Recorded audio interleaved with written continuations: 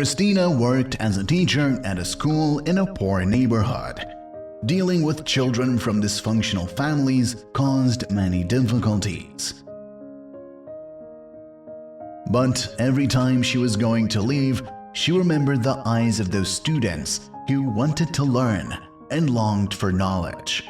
She went to work for them, and their success was the best motivation for the girl. Therefore, when the chance arose to participate in the City Physics Olympiad, she did everything to prepare her children and bring them there. The children went into shock. After all, other teams from private, wealthy schools looked much better than them. Christina's motley team stood out from the rest, and the children began to doubt their abilities, because most of the experiments were done by others in reality, and not just heard about them from the teacher's stories. "How can we defeat them?" the boy asked Christina. "Look at them. You can immediately see that the best teachers worked with them. They had real laboratories. And we?" Christina decided to act. She took the drooping children to an empty office. "I will tell you one story, and you will decide for yourself how ready you are for these competitions." There was a long time ago one archery master had disciples, and one day, faced with a difficulty, one of them asked the teacher a question. "Master, why are there difficulties that prevent us from reaching the goal, divert us from the chosen path, try to force us to admit our weakness?" "What you call difficulties," the master replied, "is actually part of your goal. Stop fighting it, just think about it, and take into account when choosing a path."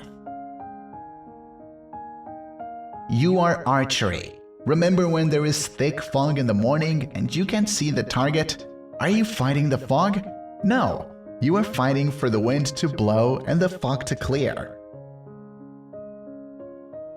Now the target is visible, but the wind deflects the flight of your arrow. Are you fighting the wind? No, you just determine its direction and make adjustments by shooting from a slightly different angle. Your bow is heavy and cruel. You don't have the strength to pull the string. Are you fighting with the bow? No, you train your muscles, pulling the bowstring harder each time. We all understand this. The boy interrupted Christina's story. But those teams, they will achieve their goal without our difficulties. Why such an injustice? Well done. One of his students asked such a question too, smiled Christina. He asked the master. But there are people who shoot from a light and flexible bow in clear, calm weather. Why is it that only my shot meets so many obstacles in its path? Is the world resisting my advance? Never look at others, the master replied. Everyone has their own bow, their own target, and their own time to shoot. Some make it their goal to hit accurately, others the opportunity to learn how to shoot.